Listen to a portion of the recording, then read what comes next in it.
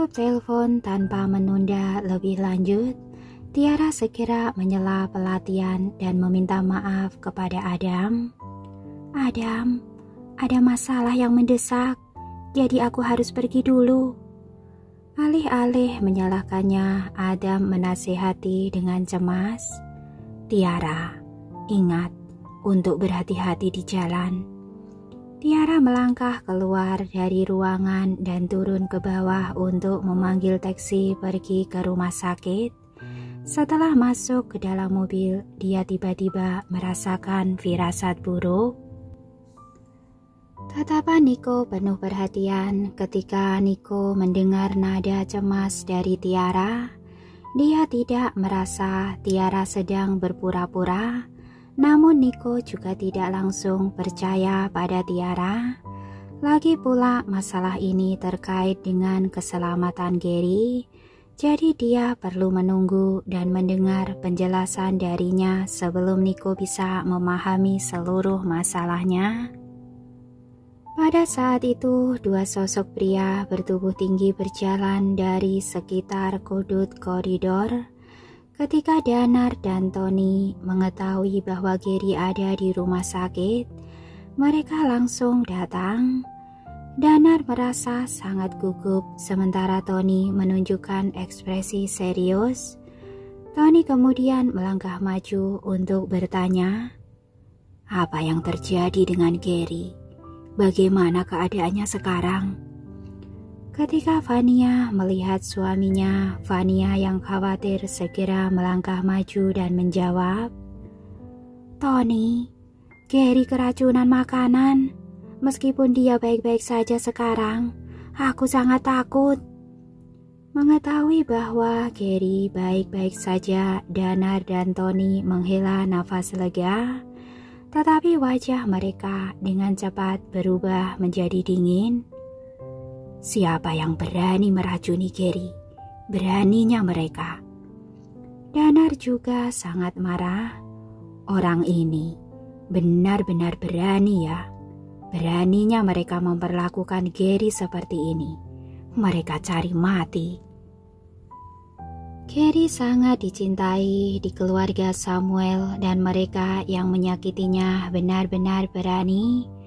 10 menit kemudian, taksi berhenti di pintu masuk rumah sakit. Tiara berlari ke rumah sakit dengan tergesa-gesa, dan ketika dia tiba di luar ruang gawat darurat, Tiara mendapati bahwa semua anggota keluarga Samuel telah tiba. Tiara langsung menyadari keseriusan masalah ini. Setelah masuk melalui pintu, dia tidak peduli tentang hal lain, melainkan buru-buru bertanya tentang situasinya. "Pak Niko, bagaimana keadaan Gary? Apa yang terjadi?" Tidak ada yang merespon. Situasi tampak membeku selama beberapa menit dan semua orang di sekitar memandang Tiara dengan tatapan tidak ramah. Wajah Vania sangat dingin dan wajah Tony tegas, bahkan Danar yang biasanya bersemangat terlihat sangat tidak simpati. Adapun Niko, dia tampak muram dan tidak mengatakan apa-apa. Sementara tatapan Rosa menunjukkan kesombongan di dalam dirinya. Yanti tidak sabar melihat Tiara, jadi dia mencibir. "Apa maksudmu? Kurasa kita yang harus menanyakan ini padamu, Nona Tiara." Terkejut sejenak, Tiara kemudian mengerutkan kening sebelum dia bertanya, "Apa maksud Anda?" Yanti yang sinis menjawab, "Beraninya kamu bertanya pada kami. Dokter menemukan semacam obat yang dicampur dalam jus yang diminum Gary di sore hari tadi, yang menyebabkan Gary keracunan makanan dan dibawa ke rumah sakit." "Apa?" Alis Tiara berkedut tak percaya. "Bagaimana mungkin, Gary?" Sambil mendengus, Yanti tampak mengejek. "Nona Tiara, kamu tidak perlu berpura-pura tidak bersalah. Selain Andi dan putriku, kamu adalah satu-satunya yang telah menyentuh gelas jus itu. pertama kamu mencoba untuk mendapatkan kasih sayang Gary dan kemudian memberinya obat dengan niat jahat, kamu sangat hina. Katakan, apa tujuanmu melakukan ini? Atau apakah orang lain menyuruhmu ke sini? Wajah Tiara tiba-tiba menunjukkan kekecewaan. Bagaimana mereka bisa mencurigaiku? Ini benar-benar aneh dan tidak bisa dipahami. Dengan ekspresi tegas, Tiara menjawab dengan keras, Nyonya Yanti, bukti apa yang Anda miliki untuk memfitnah saya dengan kata-kata seperti itu? Gary dan saya tidak memiliki keluhan atau permusuhan satu sama lain. Jadi mengapa saya harus menyakitinya? Segera setelah itu, Tiara menatap Nico dan anggota keluarga Samuel dengan cemas. Kemudian dia berkata dengan tegas, Pak Nico, Nyonya Vania, Tuan Tony, saya berjanji bahwa saya hanya memberi pelajaran Gary hari ini dan saya tidak tahu apa-apa lagi. Adapun segelas jus itu. Melihat langsung ke Rosa, Tiara berkata dengan singkat, jika saya ingat-ingat dengan benar, Nona Rosa, Andalah yang menyerahkan gelas jus itu kepada Gary. Anda mengakuinya kan? Rosa tertegun sejenak, namun dia segera mengangguk. Iya, itu benar. Tapi apa maksudmu, Nona Tiara? Apakah kamu pikir aku yang meracuni Gary? Keluarga kita memiliki hubungan yang begitu dekat, jadi tidak mungkin bagiku untuk melakukan itu, dan aku tidak punya alasan untuk melakukannya. Wajahnya santai saat Rosa mengatakan, sebaliknya, aku berpikir pelakunya adalah kamu, Nona Tiara. Sayang sekali, aku pikir kamu benar-benar menyukai Gary, dan itulah alasan mengapa kamu begitu baik padanya. Untuk meningkatkan hubunganku dengan Gary, aku bahkan meminta saranmu tentang cara bergaul dengannya, tapi aku tidak menyangka. Pada saat itu, Yanti tiba-tiba mencibir, oh ya, lagi pula, ini adalah pertama kalinya kamu berhubungan dengan keluarga kaya. Jika dipikir-pikir, dapat dimengerti jika kamu memiliki niat buruk. Ibu dan anak perempuan itu berbicara satu demi satu dan menuduh Tiara. Ekspresi Tiara sangat gelap karena dia tahu bahwa keduanya berbicara omong kosong. Pada saat itu juga Tiara menyadari dalam hatinya bahwa dia tidak dapat bersaing dengan mereka. Oleh karena itu, Tiara hanya mengangkat kepalanya dan menatap Nico dengan tegas. Nada suaranya tegas saat dia berkata kepadanya, Pak Nico, saya bersumpah bahwa saya tidak pernah melakukan apapun untuk menyakiti Gary. Jika Anda menuduh saya, tolong tunjukkan buktinya. Sikapnya begitu teguh sehingga semua orang di sekitarnya tiba-tiba meragukan tuduhan itu untuk sesaat. Tiara jujur dan dapat dipercaya, jadi dia tidak akan mengakui apapun yang tidak dia lakukan. Untuk beberapa alasan, Nico merasa sedikit terguncang di hatinya. Tetapi sebelum dia sempat berbicara, Vania menyela, Nona Tiara, kami belum menemukan bukti apapun, tapi kamulah memang yang paling mencurigakan. Tiara terkekeh, nada suaranya penuh ironi. Jadi, apakah orang-orang dalam keluarga besar seperti Anda suka mengambil kesimpulan hanya karena saya orang luar, lalu saya yang paling dicurigai? Vania kehilangan kata-kata. Melihat situasinya menuju ke arah yang salah, Rosa segera mengambil inisiatif untuk berdiri dan menyarankan, baiklah, Karena Nona Tiara tidak mengakuinya, mari kita lakukan dengan cara ini. Satu-satunya orang yang telah melakukan kontak dengan Jus adalah kamu, aku, dan Andi. Jadi kita bertiga harus diselidiki bersama. Ketika Yanti mendengar ini, dia mengangguk cepat. Iya, karena kamu tidak mengakuinya, mari kita terima penyelidikan bersama dan lihat siapa yang ditunjukkan bersalah oleh bukti yang tentu saja akan mengungkapkan kebenaran. Tiara dalam suasana hati yang buruk ketika dia mendengar itu. Tiara awalnya khawatir tentang Gary, jadi dia bergegas, tapi dia tidak bisa melihatnya. Anehnya dia menerima tuduhan, namun demikian Tiara jelas tidak ingin disalahkan, jadi dia mengangguk dan langsung setuju. Baiklah, saya setuju untuk bekerja sama dengan penyelidikan. Yanti mendengus dingin dan berkata, kalau begitu, panggil polisi. Orang-orang di sekitar mereka tidak lagi keberatan. Tak lama kemudian polisi datang karena masalah ini menyangkut pangeran kecil keluarga Samuel. Polisi bertindak cepat. Begitu mereka tiba di tempat kejadian, mereka menundukkan kepala dan meyakinkan, Tuan Tony, jangan khawatir. Kami pasti akan menyelidiki masalah ini secara mendalam. Selanjutnya polisi memulai serangkaian operasi. Polisi terutama menyelidiki dua bagian yang berbeda. Yang pertama adalah menggeledah rumah sementara, yang kedua menyelidiki barang-barang pribadi ketiga orang itu.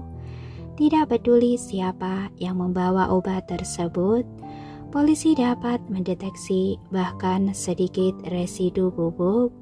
Adapun di rumah beberapa petugas polisi dikirim untuk menyelidiki. Danar mencari direktur rumah sakit yang meminta untuk mengosongkan ruangan untuk menyelidiki 3 tersangka, Tiara, Rosa, dan Andi. Barang-barang pribadi mereka diambil dan dikirimkan ke polisi untuk diperiksa. Selain itu, polisi menginterogasi mereka dan mengetahui rencana perjalanan masing-masing hari ini. Tiara tidak ingin dianiaya, jadi dia menjelaskan dengan jujur. Saya datang ke perumahan Berlian di pagi hari dan makan siang dengan Pak Niko dan Tuan Muda Gary. Selanjutnya, saya mengajari Tuan Muda pelajaran biola di sore hari. Setelah itu, saya kembali ke tempat orkestra. Artinya, kamu belum ke tempat lain selain itu. Mata tajam polisi bertemu dengan matanya. Tiara mengangguk setuju. Iya, benar. Polisi mencatat, mengangguk, lalu mulai menginterogasi Rosa dan Andi. Rencana perjalanan Andi sederhana. Dia telah berada di perumahan Berlian sepanjang hari, jadi tentu saja tidak ada yang aneh tentang itu.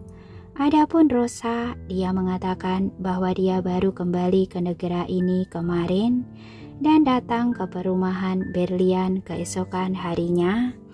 Vania telah menemaninya sepanjang perjalanan, jadi dia tidak akan memiliki kesempatan untuk membeli obat apapun.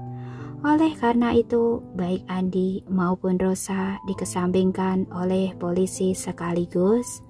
Mendengar itu, hati Tiara kecewa. Firasat buruk di dalam hatinya semakin kuat. Pada saat itu juga, 2 bersaudara, Niko dan Danar, berdiri di luar pintu. Sosok ramping mereka mengesankan dengan satu lebih tinggi. Ekspresi Danar penuh teka-teki dan dia bertanya kepada kakaknya dengan ragu-ragu, Niko, apakah kamu benar-benar berpikir bahwa Tiara yang melakukannya? Mengapa aku merasa bukan dia pelakunya? Niko menundukkan kepalanya dan berpikir sejenak. tetapi wajahnya masih gelap. Aku hanya ingin melihat buktinya. Semua orang bisa mengatakan pendapat mereka, tapi sebuah bukti tidak akan menipuku.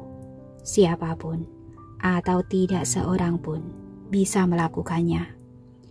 Mendengarkan jawabannya, Danar merasa bahwa kakaknya sepertinya mengisyaratkan sesuatu. Namun mengingat kecerdasannya, dia benar-benar tidak bisa memahaminya.